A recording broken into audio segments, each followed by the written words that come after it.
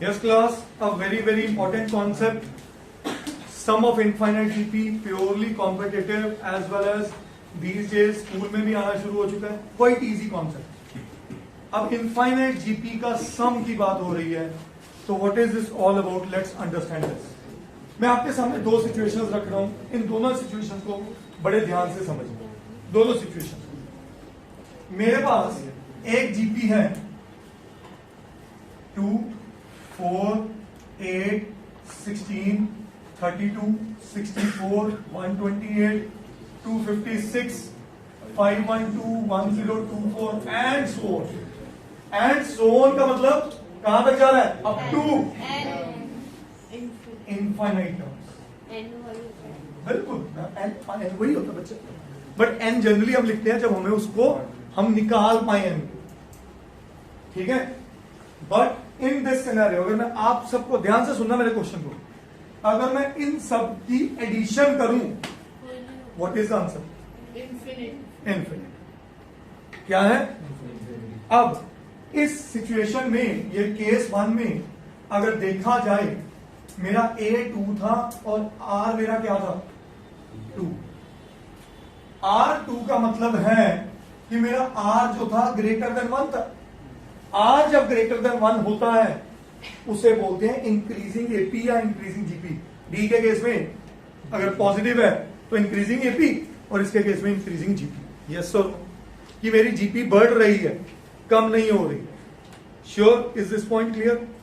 तो उस केस में इनफाइनाइट टर्म्स में सम ऑफ ऑल टर्म्स पूर्ति जी इनफाइनाइट होता है. किस केस में इनफाइनाइट होता है? किस केस में? आपको आज नींद आई हुई ना, इसलिए अब मैं आपको बार बार टारगेट कर रहा हूं. वो पीछे तेरे दोनों दोस्त मुस्कुरा रहे हैं खुला.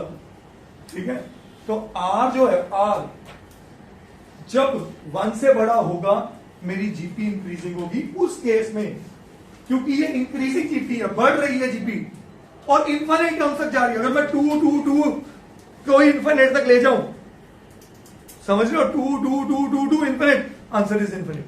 तो इसका मतलब आर ग्रेटर देन या ग्रेटर देन इक्वल टू 1 की बात कर रहा हूं. कहानी पकड़ने, केस 1 समझ आ गए कि इस केस में sum of infinite terms is always infinite. मतलब ये तो फिर टाइम पास क्वेश्चन हुआ, ये तो कोई गेम नहीं. गेम कहां सेटल है? वो है जीपी 2 में. जीपी 2 आपके सामने रख रहा हूं, ध्यान से समझना. 512, 256, 128, 64, 32, 16, 8, 4, 2, 1. आप एक काम कर रहे हैं, इन सबको ऐड करना जो मैं लिख रहा हूं.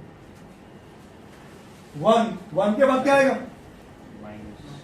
Sorry sir, half. उसके बाद 1/4. उसके बाद, उसके बाद, उसके बाद, उसके बाद 1/64. फिर उसके बाद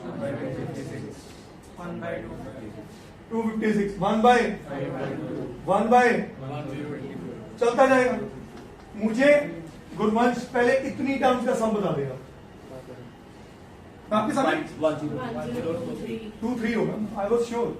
इन सबका सम आया 1023. सही है. 1/2 मुझे पता है 0.5 होता है. 1/4 होता है 0.25. ये होता है 0.125. ये उसका भी हाफ 0.125 का 0.625 0625. सॉरी. ठीक है जी. आगे 0.003 समथिंग.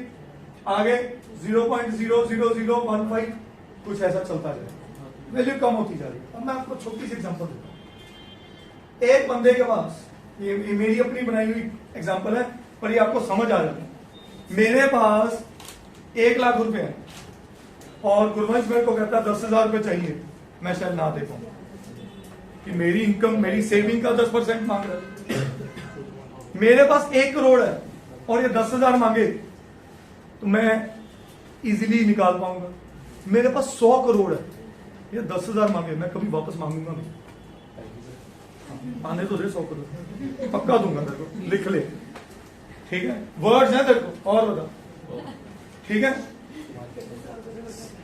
आने तो दे 100 करोड़ पक्का, लिख लिया मैंने अपने पास, ठीक है। कहानी समझ रहे हो कि इतनी बड़ी सम के आगे मैं शायद इसको कंसीडर करूं, इसको करूं, पर आगे जाते ना ये सारी वैल्यूज मिनिमल होती जा रही है, कम होती जा रही है, किसकी तरफ बढ़ रही है? जीरो की तरफ। ऑलमोस्ट यार 0.00015 है, 1 रुपए का भी कितना हिस्सा, 10,000 हिस्सा। तो मेरे को क्या जरूरत है सोचने की, जब मेरे पास 1,000 रुपए है। कहानी पकड़ में आई। अब ये रिजल्ट में देखो, मैं फिर कह रहा हूं, ये एक चीज जो मैं समझा रहा हूं, ये प्रैक्टिकल थॉट दे रहा हूं, किसी बुक्स में नहीं है। एक मिनट, किसी बुक्स में नहीं। आपको तो डायरेक्ट कहा जाता है ये आए तो फॉर्मूला लगाओ, पर मैं दे रहा हूं आपको थॉट है कि ये फॉर्मूला बनाने का फायदा क्या हुआ। अब सम ऑफ इनफाइनाइट जीपी का फॉर्मूला, जब आर जो है लेस देन 1 है, और इसकी पूरी टर्म होती है आर 0 से बड़ा और 1 से छोटा, आर 0 से बड़ा और बुक्स में लिखा होगा आर लेस देन 1। सही है भाई साहब, ठीक है। या mod of r is less than 1, मतलब -1 से 1 के बीच में। तब वैसे एक्चुअल टर्म ये भी बनेगी -1 से 1, ठीक है। तब हमारी इनफाइनाइट जीपी का फॉर्मूला बनेगा a upon 1 minus r. A is my first term, लिख रहे फर्स्ट टर्म कौन सी है? 5/2 अपॉन 1 माइनस आर क्या है? 1/2। Very good. तो ये बना 5/2 अपॉन 1 माइनस हाफ, ये 2 पर चला गया, 5/2 इंटू 2। कहानी समझ में आई? सॉरी, 1023 तक तो मेरी सिग्निफिकेंट सम थी, जो मैं छोड़ नहीं सकता था, इतने पैसे मैं छोड़ नहीं सकता।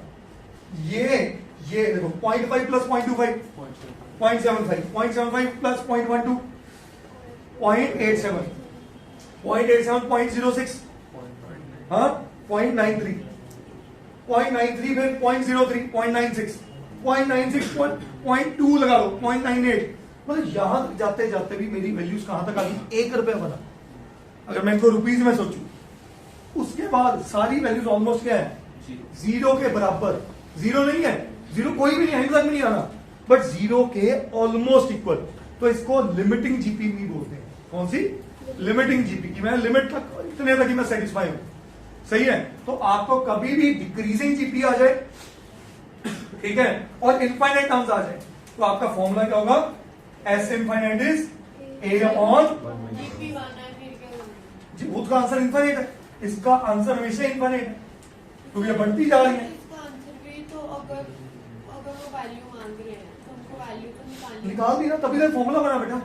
आपकी टेक्निकली अगर कहूं यहां तक जाके इन सबका टोटल 1 बना है, समझे कि नहीं समझे? और उसके बाद भी टर्म्स कम से कम 20 टर्म्स ऐड होगी तो 1 रुपया जाके बनेगा। तो मैं इग्नोर कर देता हूं उसको, नहीं बनेगा, 0 कभी नहीं आएगा। 1 अपॉन 10 की पावर 2 लैख भी डाल दे तब भी 0 नहीं आएगा। कहानी समझ में आई? Is that clear? तो आप लोगों को देखो, मैं फिर कह रहा हूं, ये तो चर्चा कोई करेगा ही नहीं स्कूल में, इवन बहुत सारी ट्यूशन पे भी नहीं करेंगे। पर मैं आपको क्यों समझा रहा हूं, आपको कॉन्सेप्ट समझ आना चाहिए।